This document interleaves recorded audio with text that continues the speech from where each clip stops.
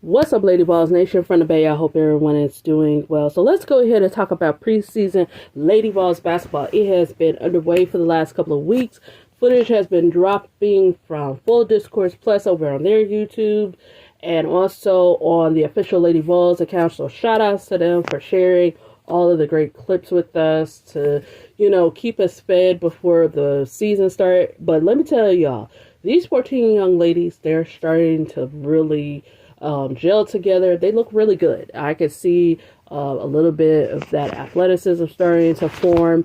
The shooting is getting better, and they look like they're just having fun. And that's what you want to see a great deal in these practices, especially leading up to the season. But let's go ahead and talk about some of the standouts and who is really just showing us, like, man, the skill set that they have and they possess is going to do a big one when the initial season starts. And if these players peak with this skill set or even just get better with every other skill set that they could potentially,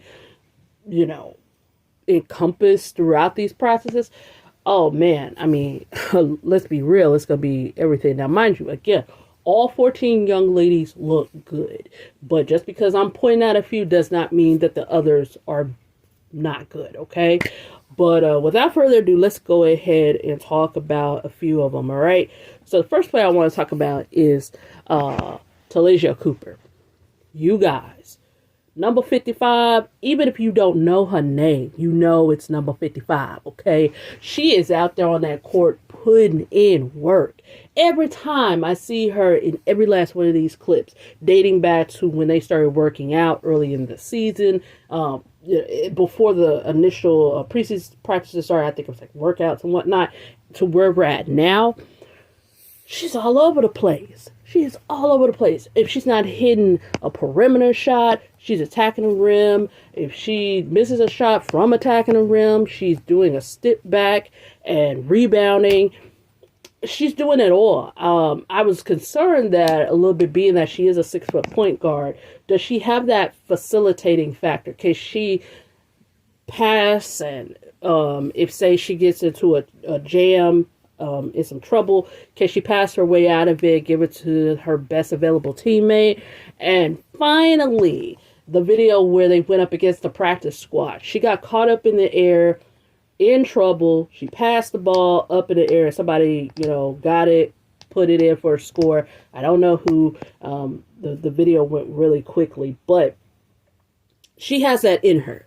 But she's just all over the place. There is not one ding that I can really just truly find besides the facilitating part that she has in terms of her. She is definitely a scoring point guard, athletic.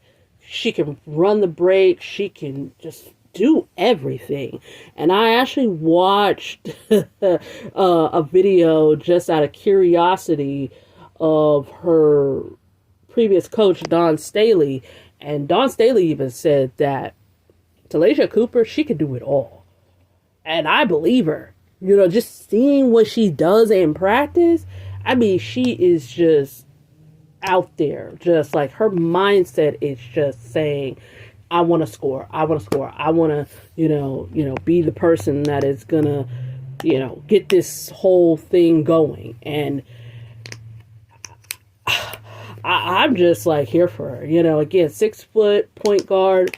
You gotta, in my opinion, and I'll probably get some pushback from this from some LadyVols fans, but I feel like she is going to be the day one starter when the season starts, because where the game is going with what we've seen over the last 5-6 years between Paige Beckers, Caitlin Clark, if you're a 5'11", 6'1" point guard, and you have the scoring attributes, but yet you can also be that point guard that can pass, that can play defense, you have to start her.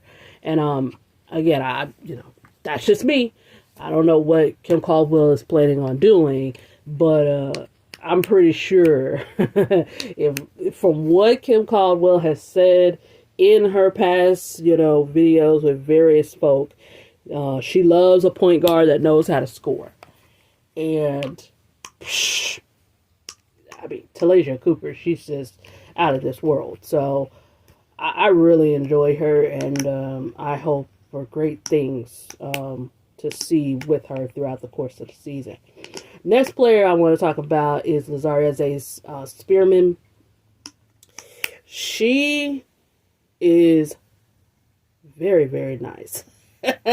She is 6'4", a long, athletic post, but she is not your stereotypical post where she's going to camp out in the lane and whatnot. I'm pretty sure she has that in her game, of course, but she is a fluid, athletic post that she wants to shoot it from inside the arc, from 15.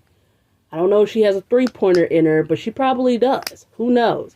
But when I saw one of the very first practice videos and saw her running in transition, she looks good. And a lot of times when you see a lot of 6'2" to about 6'5", 6'6" post players running up the court in transition, it kind of looks like they're jogging a bit. She doesn't look like she's jogging. She looks like a true runner. And man, she just looks like she just has great form. But the one thing I love about Z is that her ball handling. You know, when she gets the ball at the top of the key and she is like looking like she wants to go one-on-one and she's doing that whole crossover thing, I started getting flashbacks a little bit of Candace Parker a little bit. But at the same time, I'm like, man, she has really good ball handling skills for a 6'4" forward. I mean, she looks good. But getting back to what I was saying about Cooper and her skill set and where the game is going, if you are a 6'4" post player, hey, that's awesome to have. We have seen it in Asia Wilson. We've seen it in Jonquel Jones. If you are 6'2" and above and you have those attributes, hey, use it to the best of your advantage. Make the defense, have to choose if they are going to guard you or not. Because, again, that's where the game is going. To stretch the court with that size, that frame, and having the ability to score. I mean, my gosh. I mean, just seeing her just work the way she was. And mind you, she, too, is a transfer from the University of Miami.